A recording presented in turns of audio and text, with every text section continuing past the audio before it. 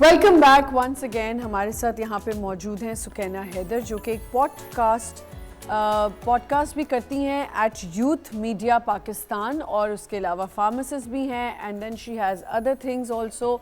जी सुकैना, मैं आपसे पूछ रही थी कि जब आपकी लाइफ जर्नी, जो आपकी स्कूल जर्नी थी, उसमें स्पोर्ट्स में भी आप थी, डिबेट्स में भी थी, and then you were a good student also, कैसे आपने उसको मैनेज करती थी? Right, it was not that much easy. Starting कुछ ऐसे हुई कि मैं इतनी ज़्यादा कॉन्फिडेंट तो बिल्कुल भी नहीं थी। मतलब स्टार्टिंग वाज लाइक कि I was under confident kind of girl, not into this kind of podcast hosting and all. ये तो बहुत बाद में आया। एग्जैक्टली, बहुत बाद में आया। तो स्कूल के टाइम जब स्टार्ट किया, when I was in 8, that was the time जब मेरा एकेडमिक कमबैक आया। मतलब आई वाज लाइक कि अब मुझे सीरियस होना है, पढ़ाई को लेके भी, करियर को लेके भी।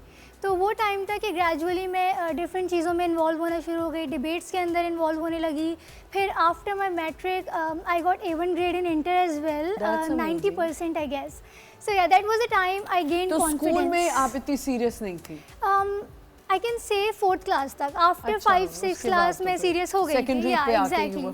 तो इंटर के बाद when I got admission in university, फिर डिफरेंट चीज़ों का एक्सपोजर मिला। Like I have joined a club, science club, जहाँ पे मैं एज अ कोऑर्डिनेटर वर्क कर रही हूँ, टीम रिसर्च की। We have arrange multiple kind of events, we arrange different seminars, workshop.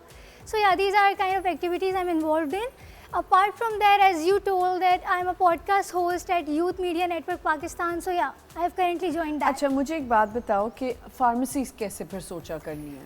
It's a long story. Well, first of all तो medical का शौक था, MBBS करना था, that thing कि लड़कियां हैं और MBBS करना है, लेकिन आई couldn't get admission due to some circumstances. फिर second choice was pharmacy, और जब मैं इस फील्ड में आई, I got exposure to multiple fields, multiple sub fields. मुझे पता चला कि फार्मेसी भी एक फील्ड है।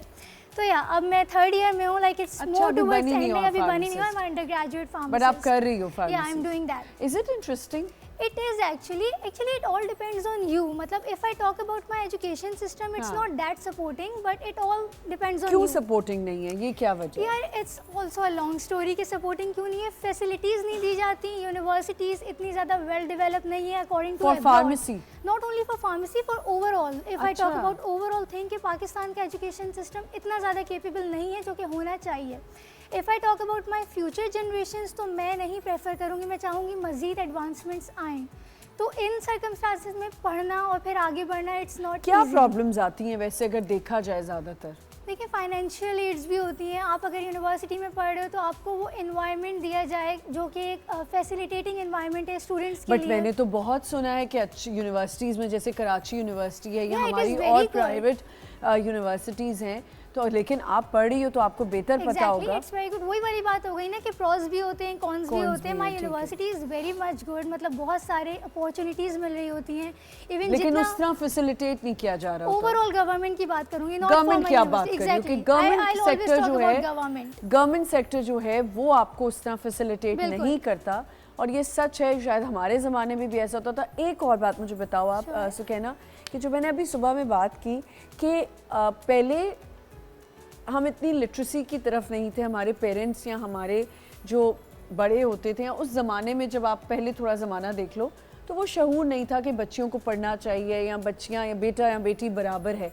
अब हो गया है, पर अब फाइनेंशियली हम बहुत ज़्यादा क्रच में हैं। तो आपको लगता है उसकी वजह से थोड़ा बच्चों के लिए प्रॉब्लम हो गया? बिल्कुल, वही अल्टीमेटली बात गवर्नमेंट पे आ जाती है कि आप जब तक अपनी यंग जनरेशन को, स्पेशली यूथ को फैसिलिटीज़ प्रोवाइड नहीं करोगे, how can they proceed, specially for women's, जो कि मतलब हर कोई डिस्करेज ही कर रहा होता है कि आगे नहीं बढ़ना और आगे क्या करना है सबको पता है।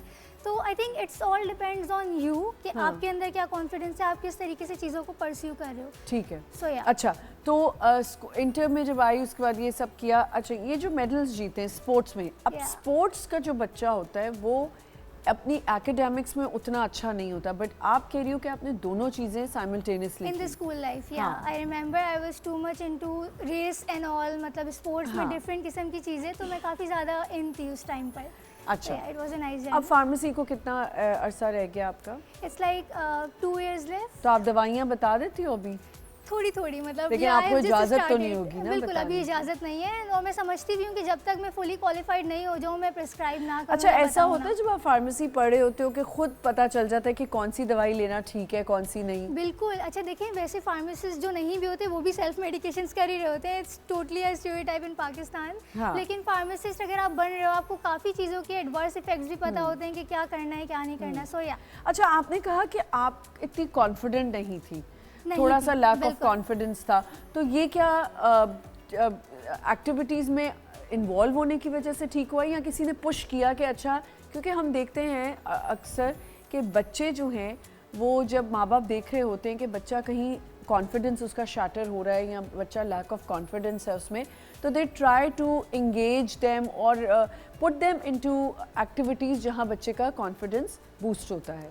तो आपके घर में किसी ने पुश किया आपको इस चीज़ के लिए? अच्छा my parents are too much supportive about me, specially my education, my career development. Are you the only child? No, I have a brother, younger brother. But you're the only girl in your house. Only girl, yeah. ठीक है। तो anyways, अच्छा confidence कैसे boost up हुआ? It's a long story as well. मेरे पास काफी How many long stories you have? A lot of long stories. You have a lot of I have, time. You can yeah. tell me all the stories. It's okay, that's perfect. Anyways, I remember the first time मेरी teacher ने मुझे mic लाके पकड़ाया था तो मैं शिवर कर रही थी स्टेज के ऊपर। मेरे हाथ में किताब थी, मुझे वो पढ़नी थी और मुझसे नहीं हुआ वो, मतलब बस मैंने रीड कर दी and it was not a best one.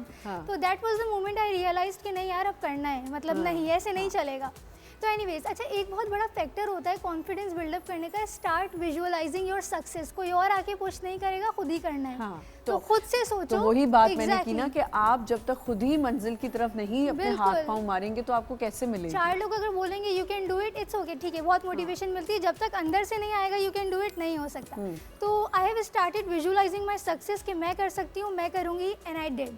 अच्छा कभी ऐसा हुआ कि स्कूल में फेवरेटिज्म का सामना करना पड़ा? बहुत ज़्यादा। Because if you are not confident और आप थोड़ा सा कॉन्फिडेंस शैटर रहता है तो टीचर्स की क्या सपोर्ट थी? पेरेंट्स तो सपोर्टिव थे। Another story. हाँ टीचर्स की स्टोरी तो मैं इस तरह से बताऊंगी कि टीचर्स वर गुड, बस कुछ होती थी जो फेवरेटिज्म बहुत ज़्यादा करती थी। I remember there was a teacher who slapped me, अल्लाह उन्हें जन्नत नसीब करे, उनका इंतकाल हो गया। जन्नत नसीब करे, थप्पड़ तो वो मार गई। हाँ। ये स्लैप वाली बात जो थी ये 4 या 5 क्लास की थी। She slapped you? She slapped me for a particular thing, I don't remember, copy complete नहीं थी, कुछ इस तरह का था आई गेस। तो एनीवेज उन्हीं टीचर ने मुझे मैट्रिक में शील्ड दी थी, तो that was the proud moment. That was your achievement.